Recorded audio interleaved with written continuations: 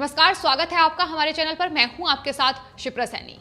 महाराष्ट्र की सरकार और शिवसेना अब राहुल गांधी की तारीफों के पुल बांध रही है।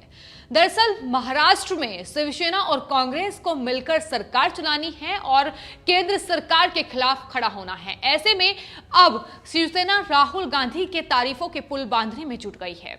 राहुल गांधी को शिवसेना योद्धा करार दे रही है। सिर्फ इतना ही नहीं, उन्होंने कहा है कि दिल्ली के शासकों को दरअसल कांग्रेस नेता से डर लगता है और साथ ही राहुल गांधी के अध्यक्ष बनने को लेकर भी शिवसेना ने कहा है कि अच्छी बात है कि कांग्रेस के अध्यक्ष राहुल गांधी बनने जा रहे हैं। तो ये तमाम जो बातें उन्होंने अपने सामना पत्र के जरिए कही हैं, इसको लेकर कई सवाल उठ रहे हैं कि एक और तो शिवसेना सामना पत्र के जरिए कांग्रेस पार्टी और उनके नेतृत्व पर तमाम सवाल खड़े करती है। राहुल गांधी के नेतृत्व पर सवाल उठाए जाते हैं।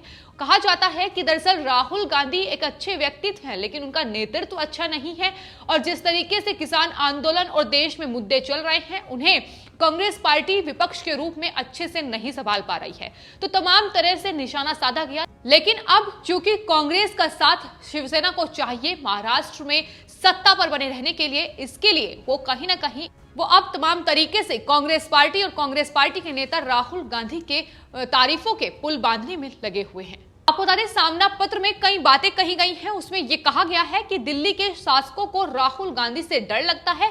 अगर ऐसा नहीं होता तो अनावश्यक गांधी परिवार को बदनाम करने की सरकारी मुहिम नहीं चलाई जाती। इसमें यह भी कहा गया है कि योद्धा चाहे अकेले रहें, उससे तानाशाह को डर लगता ही है और अकेला योद्धा प्रामाणिक होगा तो ये डर जो है 100 गुना तक बढ़ जाएगा और राहुल गांधी का डर 100 गुना वाला है। यानी जो प्रधानमंत्री नरेंद्र मोदी हैं वो राहुल गांधी से 100 गुना डरते हैं। इस तरह की टिप्पणी अपने मुखपत्र सामना के जरिए शिवसेना ने की है।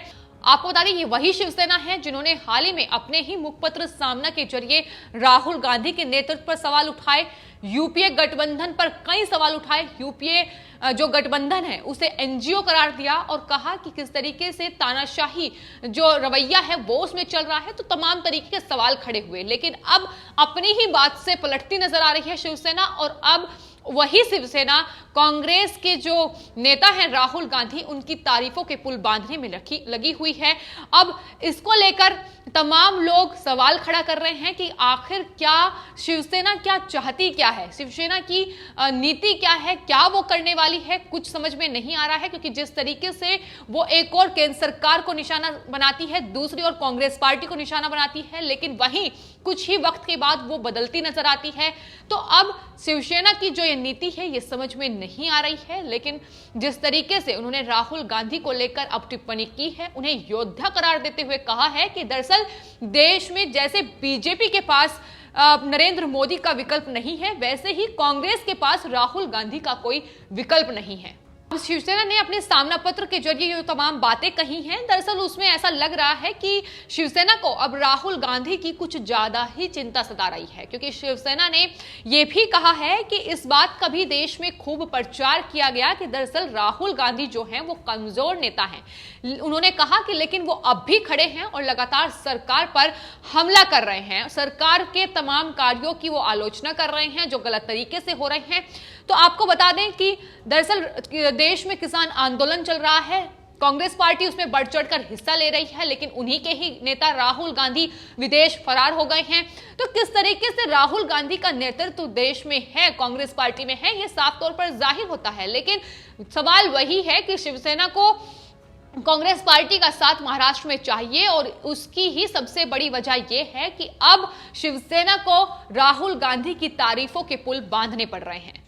आपको बता दें, इससे पहले शिवसेना के नेता और राज्यसभा सांसद संजय राउत ने भी ये टिप्पणी की थी कि दरअसल विपक्ष को केंद्र के तानाशाही रवैये के खिलाफ अब एकजुट होना होगा। इस तरीके की अपील वो कर चुके हैं। इससे पहले ममता बनर्जी भी इस तरीके की अपील कर चुकी है कि दरअसल केंद्र सरकार के खिलाफ अब तमाम जो विपक्ष की पार्टी हैं उन्हें एकजुट किया जाए, तभी वो केंद्र सरकार से यानी बीजेपी से देश में लड़ सकते हैं। और उसी कड़ी में ये तमाम बातें अब कही जा रही हैं। उसी कड़ी में शिवसेना लगातार एनसीपी से अपना संबंध अच्छा करने की कोशिश में जुटी हुई है और कहीं ना कहीं कांग्रेस की जो तारीफ अब की जा रही है, कांग्रेस के अध्यक्ष को लेकर जो तारीफों के पुल बांधे जा रहे हैं, वो भी कहीं ना कहीं इसी कड़ी में जोड़े जा रहे हैं। क्योंकि शिवसेना लगातार महाराष्ट्र में एक के बाद एक घिरती नजर आ रही है। फिर चाहे वो पीएमसी बैंक घोटाला हो या तमाम दूसरे चीजें हो, तो उसमें लगातार शिवसेना जो है वो घिरती नजर आई है। वहीं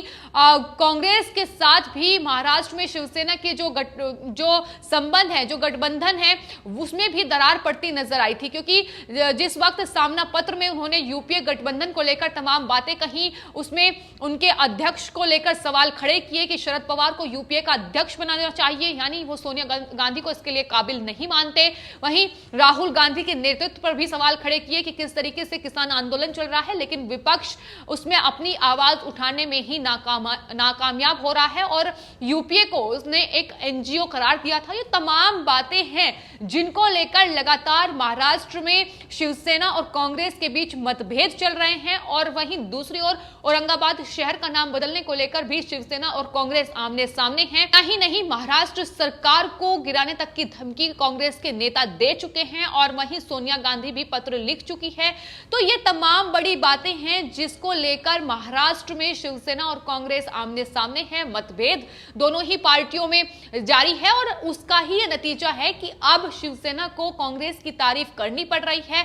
वो जो तमाम बातें अभी तक, जो तमाम टकराव सामने आए हैं, उन्हें ही कहीं ना कहीं लिपापोती करने की कोशिश उन्हें ही शिवसेना कर रही है। और अब जिस तरीके से उन्होंने राहुल गांधी की तारीफ की है, उन्हें एक योद्धा करार देते हुए कहा है कि दरअसल एक देश में तानाशाह, जो दिल्ली में तानाशाह जो हैं, उनके खिलाफ राहुल गांधी इकलौते ऐसे योद्धा हैं जो खड़े हुए हैं बिना किसी डर के। और साफ तौर पर कहा कि योद्धा चाहे अकेला रहे, उसे तानाशाह से डर लगता ही है। यानी किस तरीके से अब राहुल गांधी की तारीफ हो रही है, कांग्रेस पार्टी को, उनके नेताओं को समझाने बुझाने की कोशिश इसके जरिए, सामना पत्र के जरिए अब शिवसेना कर रही है। ये तमाम बातें इससे साफ हो जाती हैं।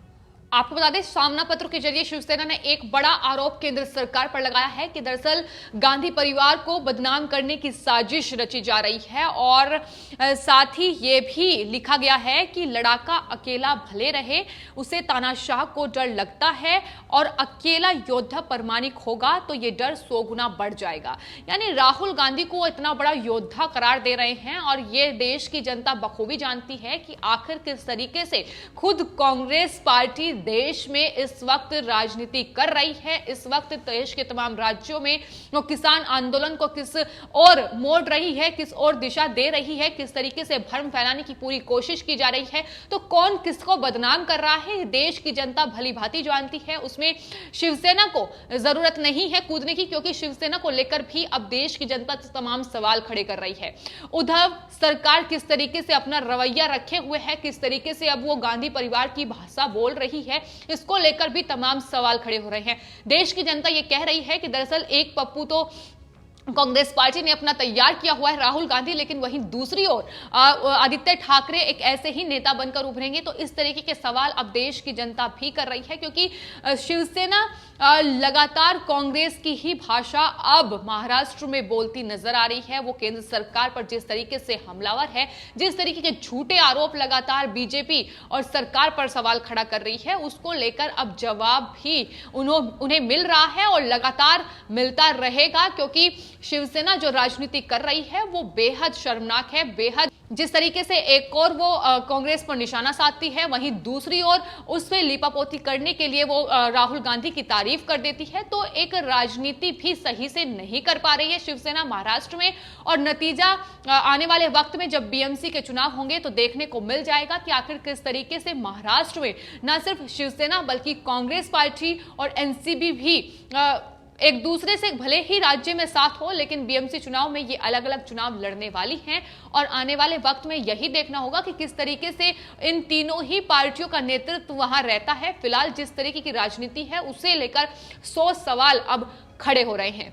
तो अब शिवसेना अपने मुखपत्र सामना के जरिए जिस राहुल गांधी को योद्धा करार दे रही है, दरअसल ये वही राहुल गांधी हैं जो समय समय पर ऐसे बयान दे जाते हैं जिनकी लोग खिल्ली उड़ाते हैं। और हमने देखा है कि किस तरीके से किसानों के मुद्दे से लेकर तमाम जो देश में मुद्दे चल रहे होते हैं उन पर उनकी क्या प्रतिक्रिया आती है, क्या वो सोचते हैं, किस तरीके का उनका नेतृत्व है। तो ये बातें शिवसेना को समझ जानी चाहिए कि आखिर वो किस नेता की पैरवी पैरवी कर रहे हैं और किस नेता को वो योद्धा करार दे रहे हैं। ये वो नेता हैं जो देश में किसानों को दिल्ली की बॉर्डर्स पर बैठाकर विदेश चले जाते हैं।